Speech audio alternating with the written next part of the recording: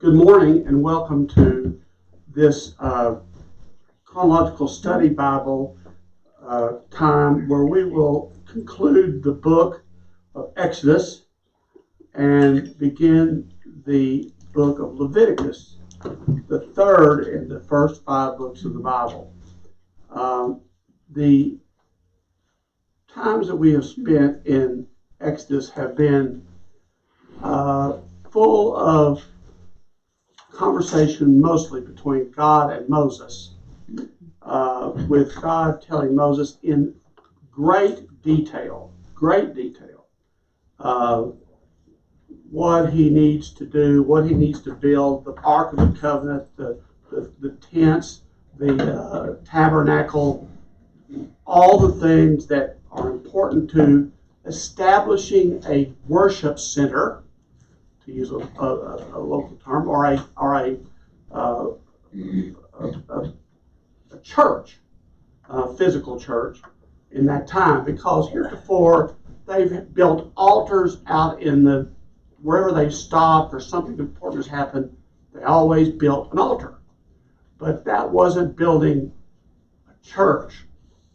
This is their version, the first church as we know it. And so, this is God giving extreme detail about it. And I'm not going to go through all the detail of how many cubits and how this and that and the other. I don't think that serves particularly our purpose here, other than to say, that God wanted to make sure that they had a place to worship and that the place to worship was holy. And so he was very definitive about it all. And so he gets to, we're still in Epoch 3, 1500 to 1200 BC, and if you have one of these study Bibles on page 120, you will see that he has come now to the final part of building the temple and building the tabernacle and building all the lamps and all the gold curtain and doing all the things that are ready to worship God.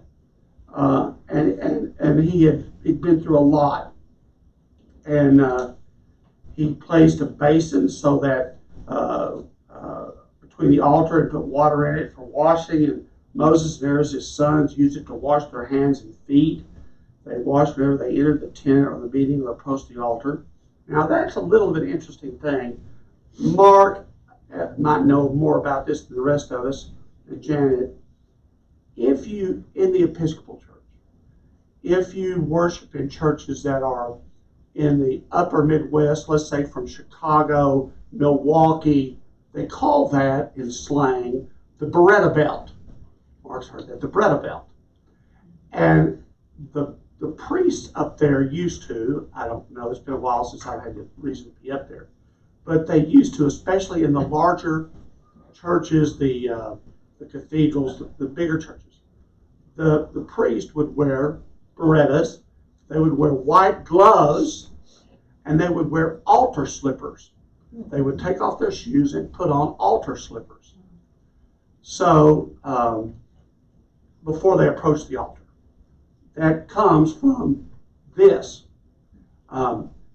Now, I asked one time my first rector in Santa Fe, excited about the idea that we could dress up like that. I said, why don't we have altar slippers and gloves and And he said, because they in the show house, they did that. And, so I was all waiting. I couldn't wait to get to do all that. And he said, well, son, he said, you'll learn that you have to do what the traffic will bear.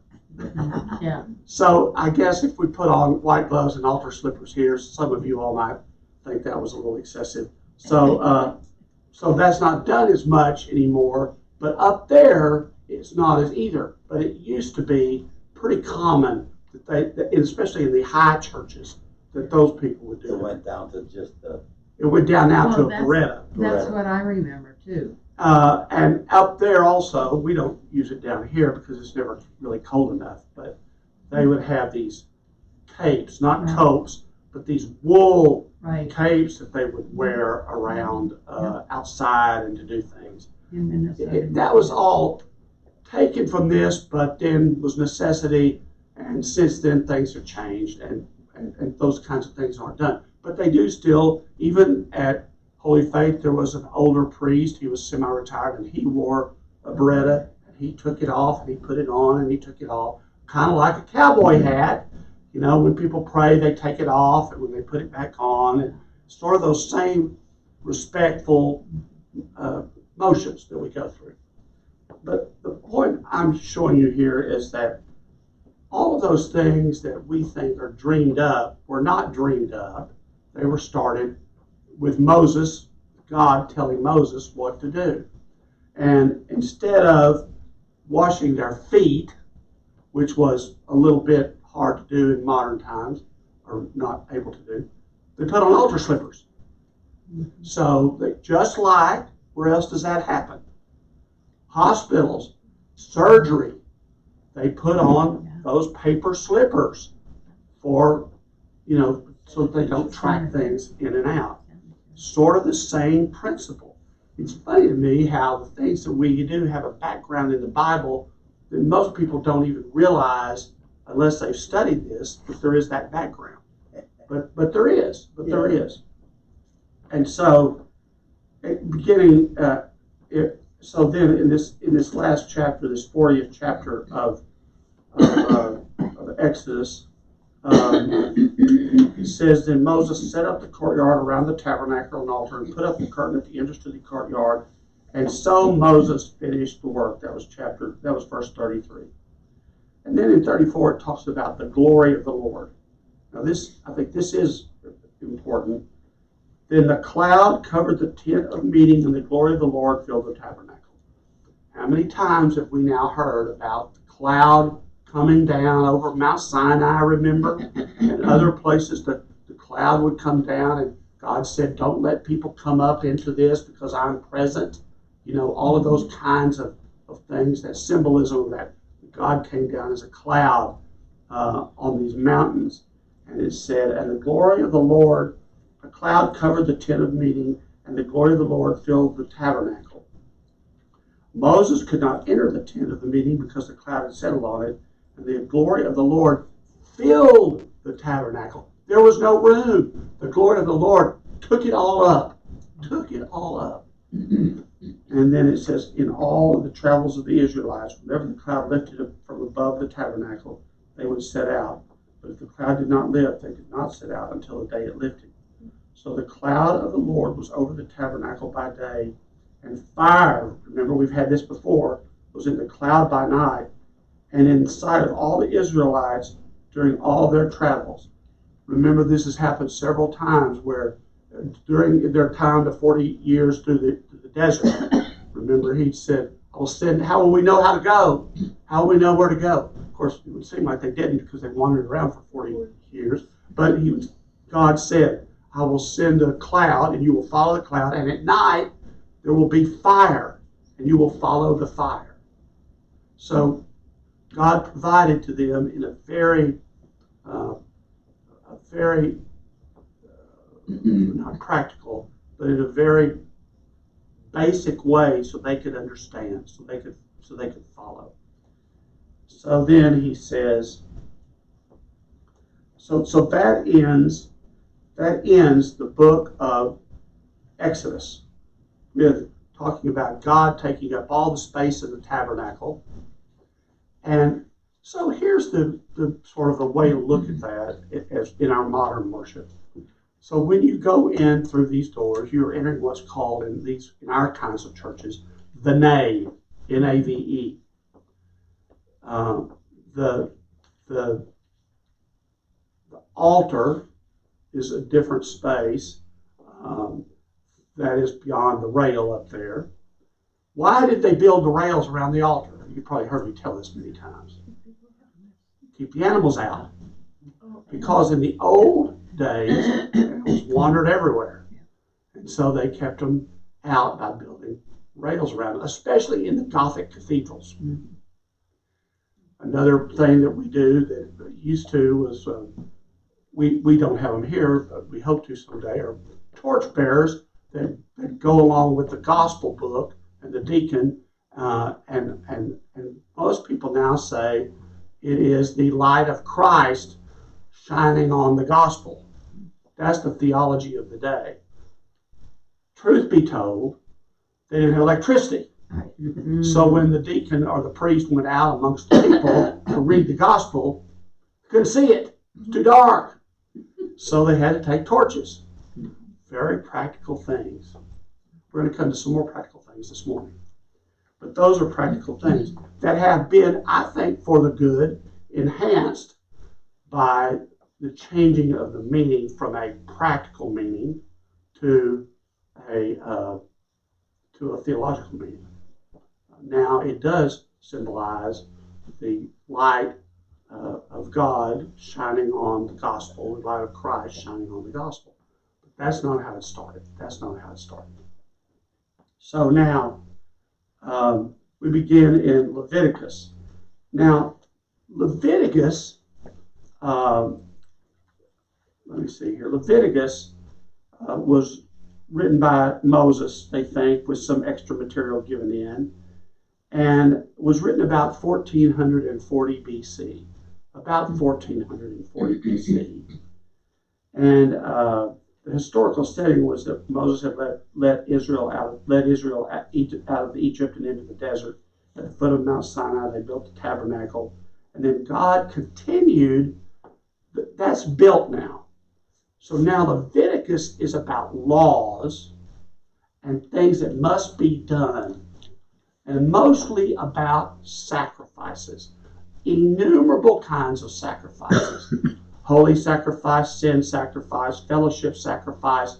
There's untold numbers of sacrifices that God said these are the different kinds of sacrifices, and this is what you will sacrifice. Now remember that this is the Old Testament. So in the Old Testament, they did the blood sacrifice. In the New Testament, because of Jesus Christ, we have a different kind of sacrifice. It's a blood sacrifice, to be sure. It's Jesus, but it's the new covenant. The old covenant was always sealed by the use of animals.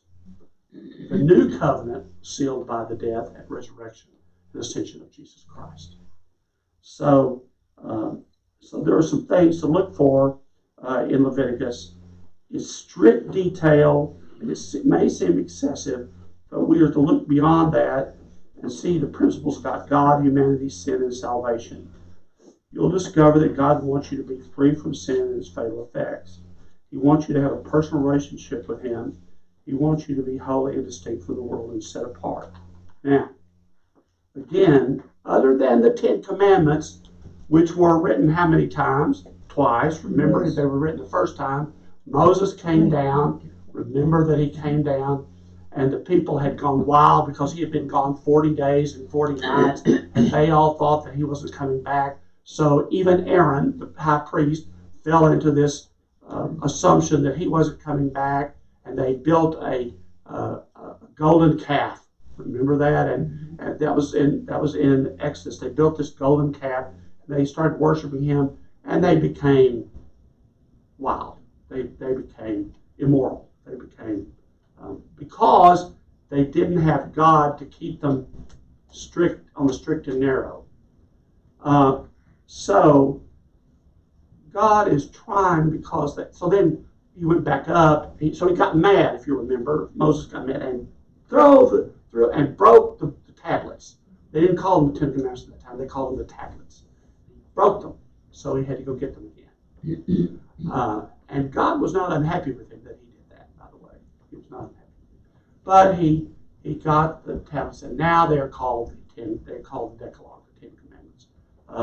And so now we come to Leviticus 1440 BC. We're still in that Epoch 3 from 1500 to 1200. And here is the thing to remember about God and all of these directions, and I just referred to it, but there is a quote that said, "Be holy because I, God, am holy. God wanted his people to be holy. He wants us to be holy because he is holy. He wants us to be like him. We always talk about how man was made in the image of God. He is still working on that. That's what we're learning here. He is still working on that. And you can't do it without some rules. You can't do it without him giving some parameters on how to be holy. Because we have been shown now already, even in Leviticus, we've been shown, in Exodus, we have been shown that when left to our own devices, in Genesis, when left to our own devices, when left to the devices of the devil, of Satan, we will go off the path. It's just the way that it happens. Because why? There is this continuing argument and fight even to this moment between God and Satan, and it is who will capture the hearts. Now, God already knows whose heart will go which way. They're written in the Lamb's Book of Life. You hear that a lot. It's in Revelation. But we have this free will, and I've got to believe it's extremely painful for God. Extremely painful to God. To know how it's going to turn out and watch it happen. Don't you suspect? To know that Joe and John and Betty are going to sign in the Lamb's Book of Life, and Mark and so and so are not. I mean, I'm just using those names. Are not. But he lets us have free will to make a choice. I don't really understand that too much. I've got to tell you that is one of those things that's a little difficult for me to know the outcome, but to give you free choice. It's sort of not giving you free choice for me, but that's the way it's presented to us. So in Leviticus, it's said in a relatively brief period of time, a month and a half. So everything we'll talk about in Leviticus, and we'll go over it pretty quickly because Leviticus is very similar to Exodus, just in a different way. But it was all done in a month and a half. So they are still at the foot of Mount Sinai. They have built the tabernacle. All this is done. Moses has opened it up for worship now. He has opened it up for worship. But he's got to make sure, God has to give through Moses the rules that allow them to be close to him, to be like God. And so he goes into this incredibly detailed, almost excruciatingly detailed offering situation, the burnt offering. In chapter 1, verse 1, the Lord called to Moses and spoke to him from the tent of meeting and said, "Speak to the Israelites and say to them, when anyone among you brings an offering to the Lord, bring it as your offering an animal from either the herd or the flock. If the offering is a burnt offering from the herd, you're to offer a male without defect, even thus presented at the entrance to the tent of the meeting, so that it will be acceptable to the Lord. You are to lay your hand on the head of the burnt offering, and it will be accepted on your behalf to make an atonement for you. You are to slaughter the young bull before the Lord, and then Aaron the sons, the priest, shall bring the blood and splash it against the side of the altar at their entrance to the tent of meeting." This would be the tent of meeting, okay? This is not the tabernacle. That's the tabernacle, just so you have it in your mind. The tent of the meeting is not the tabernacle. The tabernacle is inside. The tabernacle is what Mark made, the ambry. That is what we call the tabernacle. That is where the reserved sacrament, things that have already been consecrated to God, the blood and the body and blood, the wafers and the wine, they are put in that ambry. The ambry is representative of the tabernacle. That's why it always has a light over it, and why you'll see that I will always genuflect before opening it and genuflect after it's over. And that is why, although we don't always do it here, that is why usually the rule is that only the priest can open and take things in and out of the tabernacle. Just like in this, only the priest can take the offering in. They can bring it, but then the priest has to take it in. So, and it talks about you're to wash the internal organs and the legs with water. And then it says you splash the blood, the priest are to splash the blood upon the sides of the altar. Why is this? Well, it's to make sure that everyone sees and knows that the blood of the sacrifice has been totally given to God, and it is symbolized by the splashing of the blood. And then it talks about sheep or goats, and then it talks about birds. Now, why does it talk about so many levels? And it does this over and over and over in Leviticus. Why does it talk about so many different levels? So that everybody can offer something. That's right. That's right. Everybody can't afford maybe a ram. So let's go forward now. Let's go forward to Jesus' day, and let's put ourselves in the courtyard of the temple. And remember when Jesus, the mean Jesus, got out the whip and he drove the money changers. Do what? The mean Jesus? I say that a lot. He said, well, Jesus is, how many pictures, when I was up there with the nuns talking, my sermon, I said, I've looked at every window in up there. They had 1 million of them.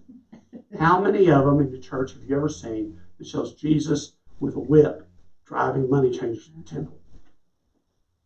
How many have you ever seen Jesus do something that's not loving? How many windows do you see made that way? All that way. Holding the Lamb, number one. Number one, holding the Lamb. Yeah. The Lamb of God.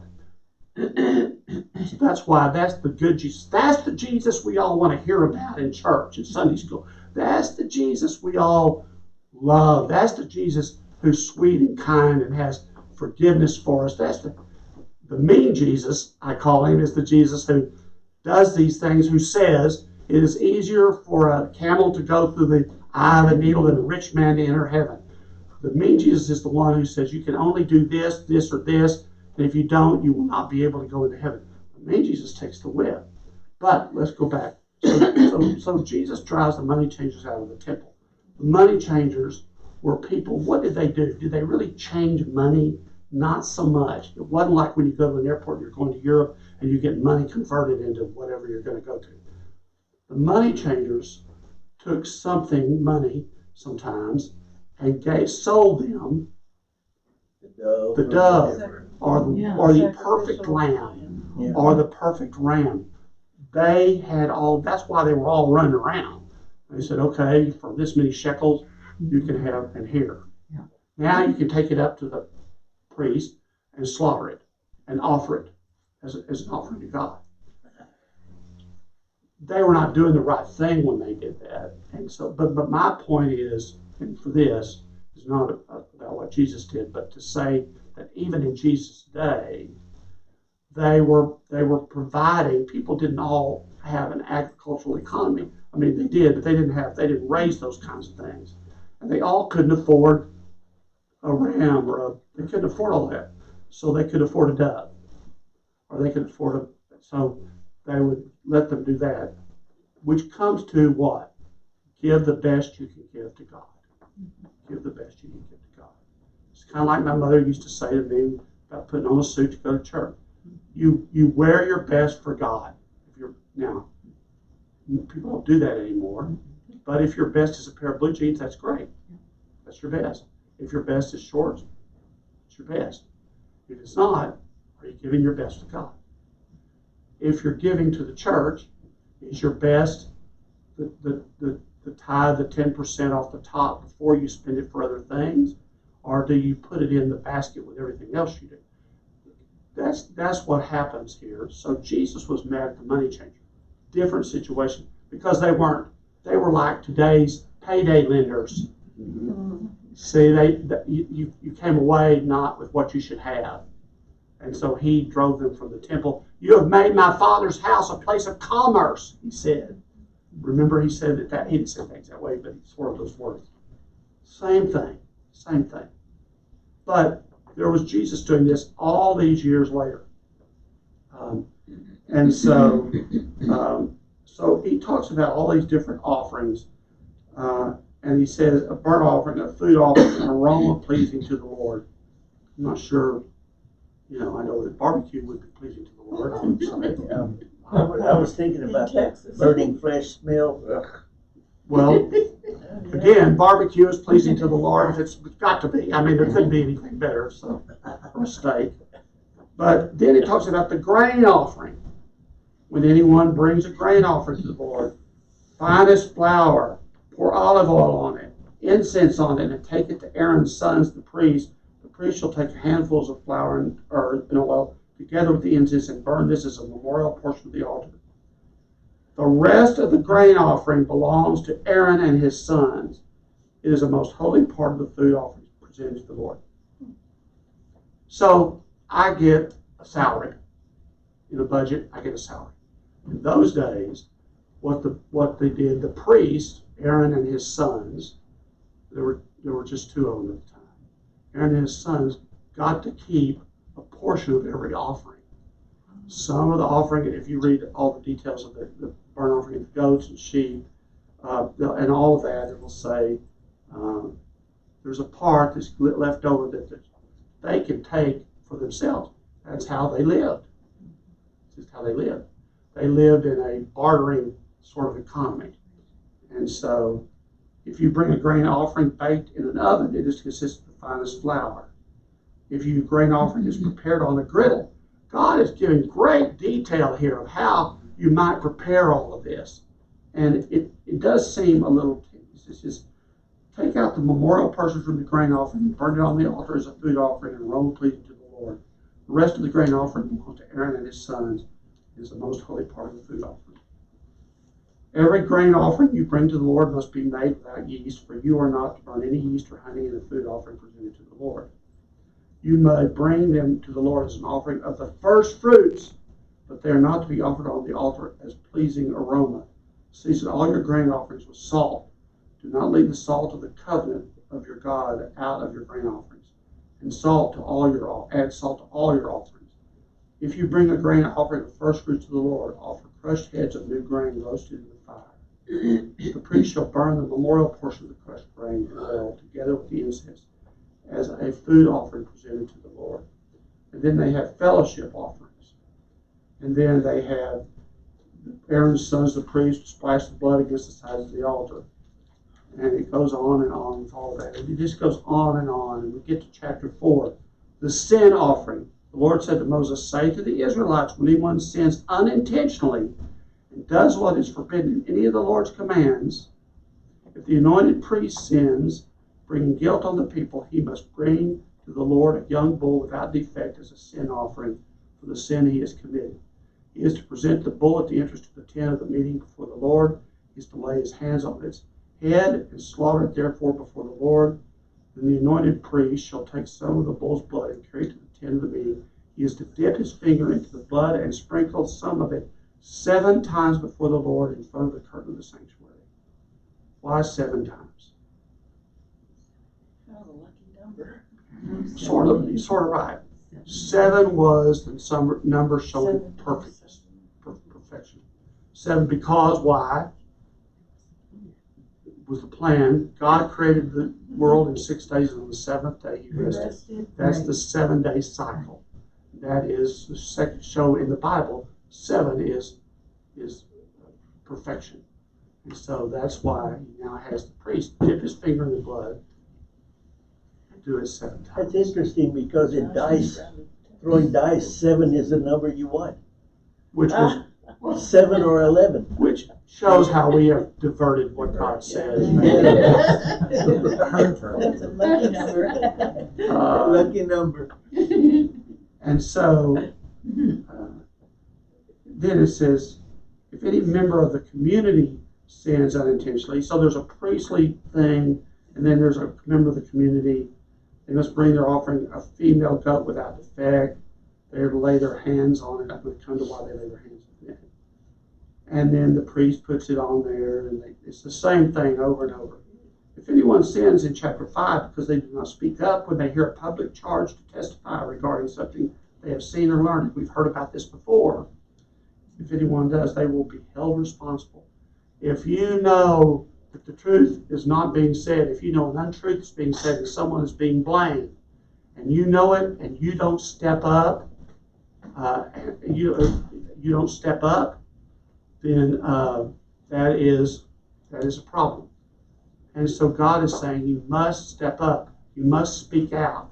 And if you don't, if anyone becomes aware that they are guilty, if they unwittingly touch anything ceremonial unclean, then it goes on, or they touch human uncleanliness that would make them unclean, then it says when anyone becomes aware that they are guilty of these matters, as a penalty for the sin they committed, they must take from the flock as a sin offering a female lamb or goat, and the priest shall make atonement for them for their sins. Now, why is all this about mostly animals, but then grain and all of this? Why is that? That's all they had. That was the most valuable thing they had were their herds. It was in their most people, not all, and not in Jesus' time, but in most people, it was an agricultural economy. In Jesus' time, Jesus was the son of a what? Carpenter. Yeah. Jesus worked where before he began his 3-year ministry? In the carpentry shop. So they had grown into other ways to make a living. Okay, but in those days, in these days, mostly it was just herds of animals that allowed them to eat and grain. It was what they needed to get by every day, and so that's why these are so important. That's why God is using them. Eventually, God had to send his son because we got past all this. This was no longer good enough. This was no longer strong enough. This was no longer any of that. So they would talk about this. And then, if anyone cannot afford a lamb, to Betty's point, if anyone cannot afford a lamb, is to bring 2 doves or 2 young pigeons to the Lord as a penalty for their sin. One for a sin offering and the other for a burnt offering.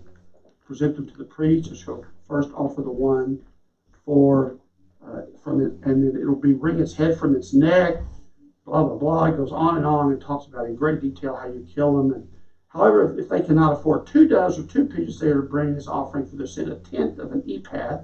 We talked about that once, of the finest flour for a sin offering, about a half a pound. So they did that. And then, so then it goes on, and then it has next what? A guilt offering. When anyone is unfaithful to the Lord by sinning unintentionally in regard to these holy things, they are to bring to the Lord as a penalty a ram from the flock. And then it goes on and they must make restitution for what they failed to do in regard to the holy things, pay an additional penalty of 1/5 of its value, and give it to all the priests. The priests will make atonement for them, but the ram is a guilt offering, and they will be forgiven. If anyone sins and does what is forbidden in any of the Lord's commands, even though they do not know, they are guilty and will be held responsible. Even if they do not know, they will be held responsible. They are to bring the priest a guilt offering as a ram, and one without defect in the proper value. So he's talking about this to them all, and he's saying to them, you have to do good enough. You have to do good enough. It has to be valuable enough. When it no longer was able to be valuable enough, we have what? Jesus. And then we were able to stop giving these kinds of, I'm going to say, vulgar offerings, these animals, all this. We were able to accept the offering of Jesus, who made an offering of his life to his heavenly Father for our sins. Were we offering our soul to God? Everyone has a soul. Well, that goes back. He's not talking about that here. Yeah. That goes back to the fact that when we accept Jesus, part of our acceptance of Jesus is that he claims our soul. Right. One of the things that they say in baptism is one of the things about baptism is, what are we doing? What's all this about? Everybody keeps going in and out. Because I have to let people know things that they need to know before service. Okay, go. One of the things we talk about in baptism is, there was a famous book written that says, Baptism is Jesus claiming, God claiming us as his own. Yeah. God claiming us as his own. When you're a child and you're baptized, you have people who speak for you, and then later in our church you have confirmation, where you speak for yourself to confirm what people spoke for you before. But that is God. We are giving to God what is already his own. What is already his own? Mhm. Soul. Your soul. That's right. But we have to enunciate it. We have to give it by, that's why most churches make such a big deal of coming down to the front, take the pastor's hand, say, I want to be a part of this church. I want to turn my life over to Jesus. And then remember, and well, if you haven't been, and then the pastor will at some point when they get to that, they'll turn them all around. They have a card and they'll say, this is John Onstott, and he today has come to give his life to Christ. That is what you're talking about. Yeah. Giving your life and your soul. We don't do it. We think it's going to happen by osmosis, which I think is a big failure of our particular these denominations. But having said that, that's my We've done opinion. it by baptism. That's not the bishop's, huh? We've done it by baptism. We've done it by baptism, but we don't make a public profession of faith, because baptism is usually adult, but if it's child But you did it. Confirmation. confirmation, you did it. But it's not the same thing to me. To me, I'm talking about to me. I'm not talking about for the church. I'm talking about, It's, But the emotion's not there. well, Confirmation. Yeah, when you walk down that aisle and turn your life over to God, that's a big emotional thing. I think there's a difference between doing something like that and ceremonial, but that's just me. Yeah. Everybody has a different, and I do what I'm taught to do, but I'm just saying. But you're all right. You're all correct in the technicality of it. So then it comes to the burnt offerings, and then it comes again to more grain offerings and sin offerings and guilt offerings. These are the regulations for the guilt offering, which is most holy. The guilt offering is to be slaughtered in the place where the burnt offering is slaughtered, and its blood is to be splashed against the side. It's the same thing over and over. It's just in great detail, which I encourage you to read. But meat that touches anything ceremonially unclean must not be eaten. Eating fat and blood is forbidden. The priest shares, say to the Israelites, anyone who brings a fellowship offering to the Lord with their own hands. Then it says the priest shall burn the fat on the altar. The breast belongs to Aaron and his sons. The breast, or whatever it is, you are to give the right thigh of your fellowship offerings to the priest as a contribution. It just goes on and on. This is the portion of the food offering presented to the Lord that were allotted to Aaron and his sons on the day they were presented to serve the Lord as priests. On the day they were anointed, the Lord commanded that the Israelites give them this as a perpetual share for generations to come. These then are the regulations for the burnt offering, the grain offering, the sin offering, the guilt offering, and the ordination offering, and the fellowship offering, which the Lord gave Moses at Sinai, the desert of Sinai, on the day he commanded the Israelites to bring their offerings before the Lord. That's a lot. Let me just go over a couple of things here that I found and read that I thought this was important. Why did they put their hands on the head of the sacrificial animal? Laying a hand on the head of the animal signified solidarity between the worshiper and the animal. The individual did not simply place a hand on it, they applied pressure and leaned on the head of the animal.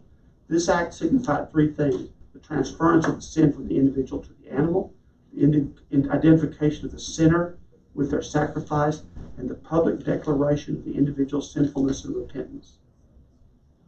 Why wash sacrifices the priests were just going to burn? Because it was a ritual cleansing.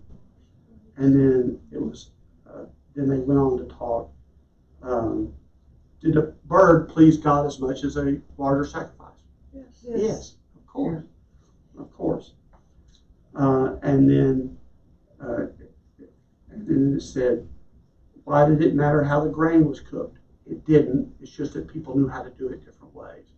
So God took that into account in telling them, if you do it this way, so that they didn't have people raise their hand and say, but I don't do it that way. Welcome to St. Michael and all angels. Then it was, why were yeast and honey singled out? they were because they were used in fermentation. And so it goes on and on. Why were some offerings for fellowship? Customs of hospitality in the ancient Near East included elaborate meals. This offering, only one of which the worshippers partake, symbolized having a meal with the Lord. Traditionally called a peace offering, it signified a lack of hostility between the Lord and the one offering the sacrifice. Because it had to be eaten within 2 days, it was frequently shared with others in need. Thus it became a means of fellowship with neighbors. They couldn't preserve it in those days, remember? And so they had to use it up. And because they had to use it up, they had too much. And because they had too much, they had their friends and neighbors come, and then that's how they had what we call happy hour service here. You know, that's that. So there are a lot of reasons for all of this, and it says, what was a lasting ordinance? This phrase comes from Hebrew verb meaning to inscribe or to incise, and it points to the custom of inscribing laws or statutes on stone. An ordinance meant something permanent. A lasting ordinance emphasized the act, not only permanence, but also of significance. When you do this, do it in remembrance of me, you heard Jesus say. And that it was written in Scripture, and it is written when we use it on Sundays, and so it is what? A lasting ordinance. And that's how it is. So we will continue on next Sunday. This is, I know this is a little tedious. What I'm trying to do is go in here and look at, if you'll remember now for next time, a lot of what we talked today about sin offering was unintentional sin. So next time we'll talk about what is intentional sin and what do you do about that. But I would say to you, we'll start with the ordination of Aaron and his sons, chapter 8, the priests beginning their ministry, and then the death of his 2 sons who were priests, and why they died, and then clean and unclean food. So we will get to all of that, and then we're going to come another Sunday away. We'll come to talk about regulations of unclean skin, which was what? Leprosy. Exactly. Because they didn't know. You've got to remember, these people knew almost nothing about any of this. So I would say to you, read, from 8, 2 or 3 chapters. We'll kind of go to the headlines of it because we could get bogged down forever in one little chapter. I think what we're looking for, and you look for too, things that are of interest to you and things that are interesting that we need to look at and talk about. Like we talked today about the priests that wear the hats and the slippers and why, because they don't have water anymore, and all of those kinds of things. That inform how we worship in this day and time. A lot of what is here is still like it was in Exodus and even in Genesis, has a lot to do with how our laws are and how we do worship and how we, all of this. We just use different terms, we use different symbolism, but we got it from them. And that's what's important. Thank you so much.